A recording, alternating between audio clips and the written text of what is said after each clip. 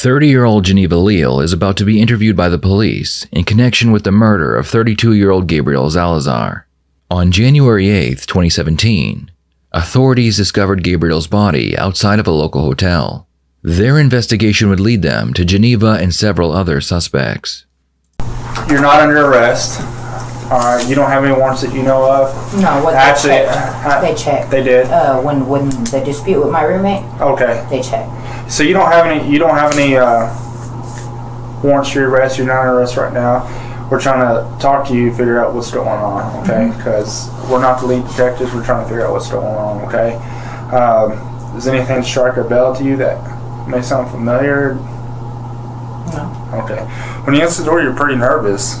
Oh, I was on the toilet, okay. And I was just like trying to yell at. I didn't know who was at the door. I was just trying to, but the way y'all were knocking kind of freaked me out. The interrogation begins with the detective asking Geneva about one of her roommates and the color of the vehicle they drive. Investigators suspect that this vehicle is the same one seen on surveillance footage, dumping Gabriel's body. Geneva immediately appears nervous, even pausing to catch her breath. Okay, what time did he leave today? Well, he had just walked out. He was going to go charge my battery pack or something. Okay, where was he going to charge it at? In his truck. What kind of truck does he drive? I've never seen it. You got this guy living with you? Well, he don't live with me. He was just visiting. Like, he had just showed up, not even too long ago. And I was like, hey, does your car charger work without being turned on? Because my grandma's truck, when I went to get my kids, that's when I charged my phone because I don't have power. My phone was dead. So you know he drives a truck? Yeah. How do you know he drives a truck? Well, because he said. What color truck does he drive? I don't know. It's important that you be honest with us, Geneva. Okay. Yeah. I'm being Does he not park it at the house? No, he didn't. Where does he park it? Well, because he didn't. Oh my God. I really don't know. Because Well, I can tell just by talking to you that you do know. I've never seen the color of truck. Okay. So. I noticed when I searched the house for any other people, there was carpet missing. Yeah. When was the last time the carpet was there? The carpet was there yesterday. I fell asleep. It was before sunset. I had Anna there and my boyfriend, Meech. What's your boyfriend's name? Meech. What's his real name?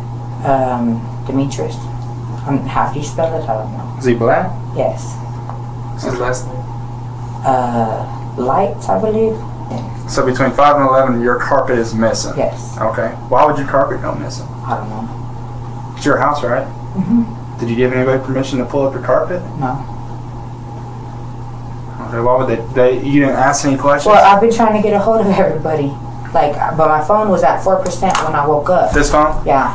It was at 4% when I woke up, and everybody was gone, and my garage door was left unlocked. The police believe that Gabriel died from a combination of blunt force trauma to the head and a gunshot wound. They suspect that the murder occurred inside Geneva's apartment. The body was then loaded into a truck and dumped onto the hotel parking lot. A missing piece of carpet from Geneva's apartment further supports the growing body of evidence against her and the other suspects. And it didn't come to light, why is my carpet pulled up? Well, I wondered why everybody was gone and why, I wondered a lot, but Where's all your furniture at? Right there in the kitchen. You don't have any living room furniture? No. Just the two couches. Where's the couches at right now? Right there in the kitchen. Okay. What if I told you that we talked to somebody that said that you had more furniture in the house than what I saw? I don't know. Well, we talked to people, Dad. Was it Geneva?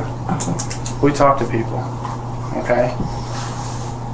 And there's more furniture that was in your house than I saw. Alright? Your carpet is pulled up for a reason, okay? And we need you to be honest with us. If you know what happened, you need to start telling us what happened. Because we're not in here pulling you in here for any odd reason, right? Yeah. We don't just pick you up and say, we know some information. We're trying to get to the bottom of it. Mm-hmm. Something bad happened, right? Well, yeah. And what happened? From my understanding... Unable to withstand the pressure, Geneva begins to talk. She recounts that she was with Gabriel and several others when one of her friends accused Gabriel of attacking her days earlier. Gabriel became angered by the accusation, so he responded by assaulting his accuser. And then, like, afterwards, like, dude, like, tried to rush, like, at her, and then somebody shot him. Did you witness this? I didn't witness all of it, but... All of it? What did you witness?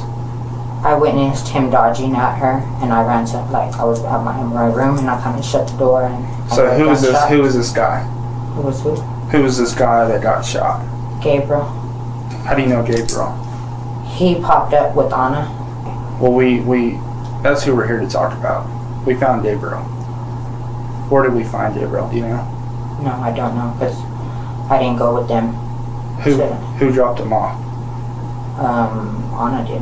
Anna? And who else? I'm not too sure who. You said them. You need to be honest. Alright, we already know a lot of information. You need to tell us and be honest, alright? Because as far as I know, it's at your house. Yeah. Alright? And something bad happened at your house. A murder happened at your house. He was still alive when they left with him. They were supposed to drop him off at the hospital. Start telling me who. Geneva begins giving the detective some of the names of the people who were involved. When she finishes, he asks her to start her story from the beginning. What was going on at your house? What caused everything to happen? Well, we had just figured out that Gabriel was a sex offender. Who did? All of us. It was just like, usually when I first meet somebody, first thing I do is Google them. But I hadn't with him.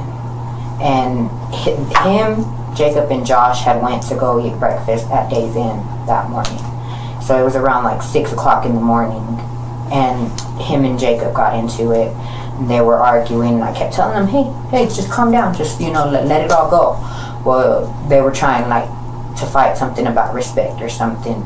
And then he kept pressing me on renting the room. And I said, let's give Anna till sunrise.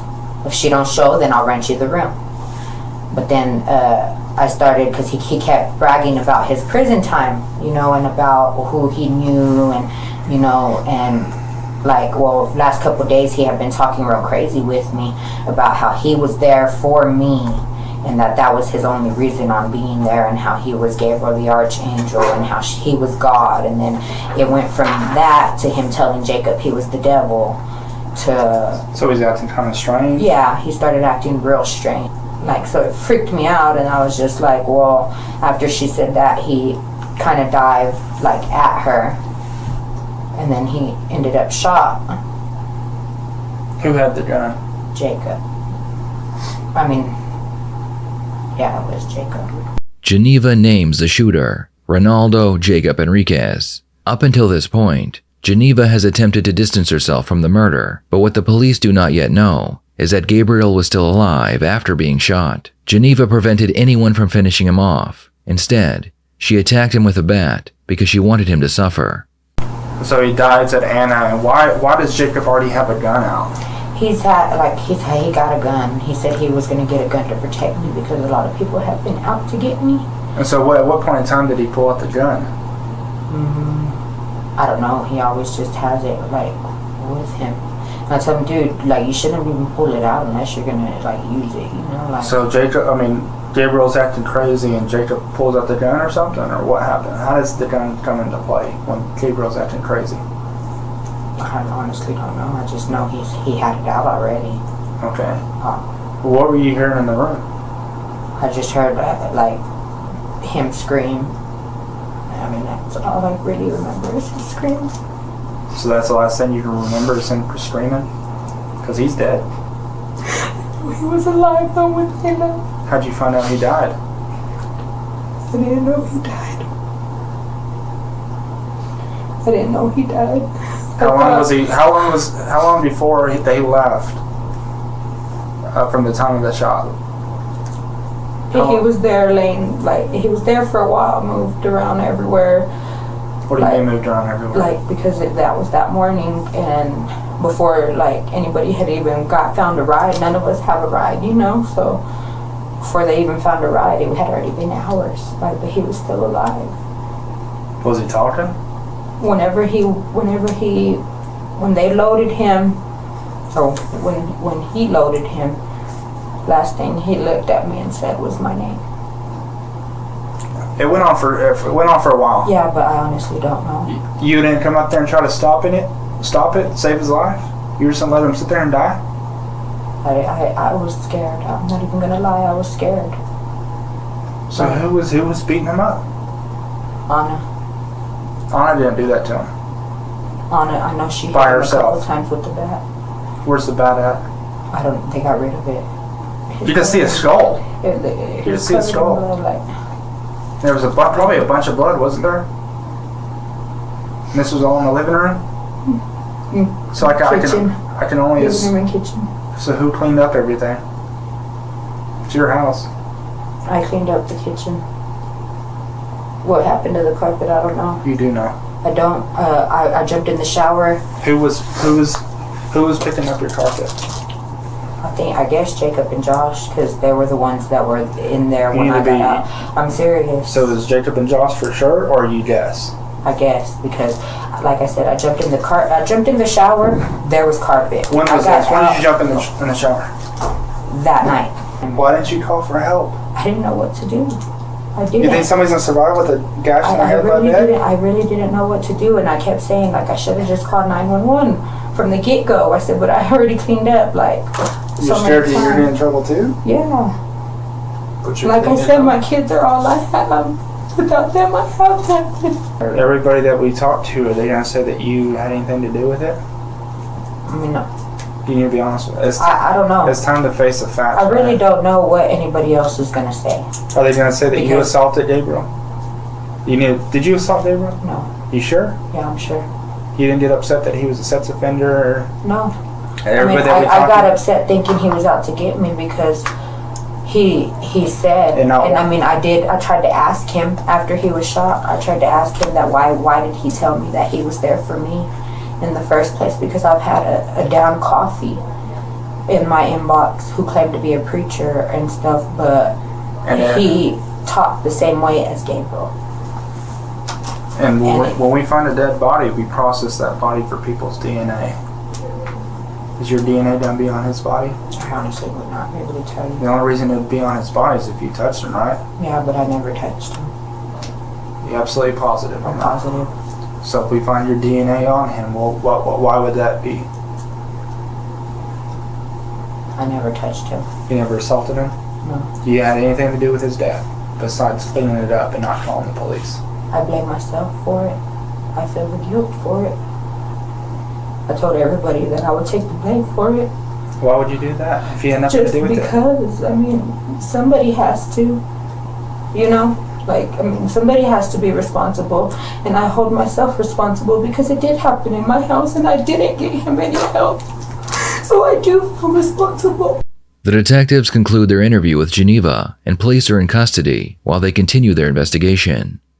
Now armed with the name of the shooter, police quickly locate Ronaldo and bring him in for questioning. Why don't we, so what's going on? Well, what's going on was, I didn't know what y'all talking about. Okay. Well, you just said you wanted to get it out of the way. I just wanted to get out everything. You said you wanted to talk about it? Yeah. Okay.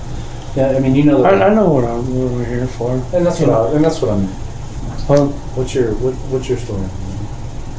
That one, I was the one that killed him. I was the one. But here's my side of the story. The reason why is because the guy threatened me with his own gun. Yes, and I know I'm going to go to jail for this, but yes, I feel bad. Yes, I really do. But I felt that it was my life over his. He was going to take my life. Yeah, and what I did was pretty bad too. And I'm cool, it's wrong. But at the same time, it was my life over his. That's what we want to hear. Do you want to hear the backstory? We want to hear what happened. Do you know him? I don't really know. Do you know what he goes by or his name? Maybe? I don't. How did y'all like? I just knew him because he said his name that day. His name was, I guess he goes by something. What was it? Biscuit. Biscuit. That's what he said. Okay. That's what he told me. So tell me what happened that day. That day, okay, it started off that he wanted me to bow down to him, like he was some kind of god or something. I don't know. For some reason, he thought he was a god, and I was getting mad for the simple fact that I shouldn't have to bow down to nobody. But you know, like I said,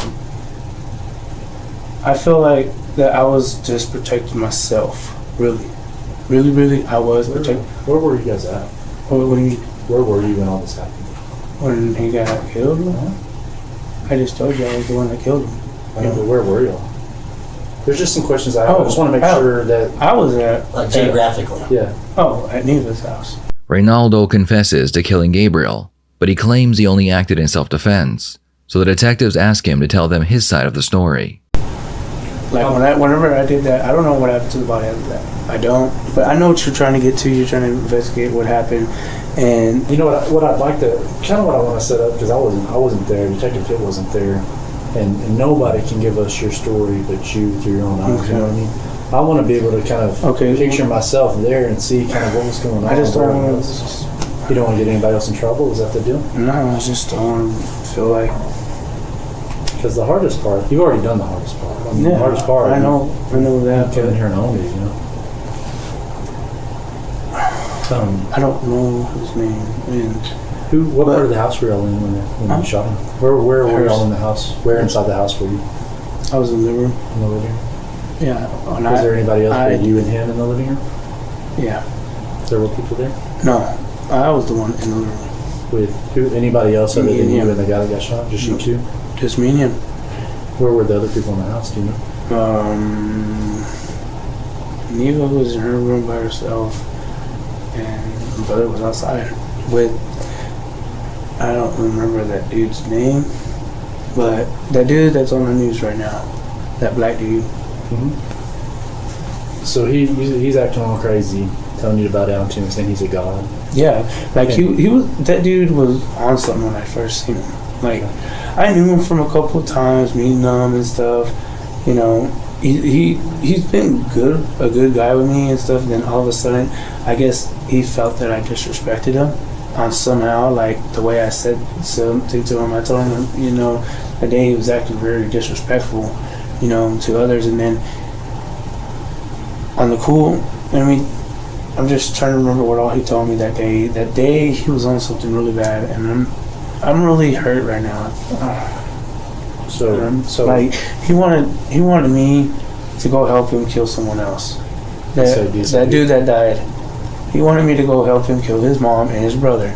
That's what he wanted. I don't know why. Don't know why, but on the cool he did. So, and I told him I don't feel right. I said I don't feel comfortable. But whenever I got threatened with his own gun, it said quit being a bitch. Mm-hmm. Okay. So I was like, alright. So what I did was I hit him one time, grabbed his gun, shot him.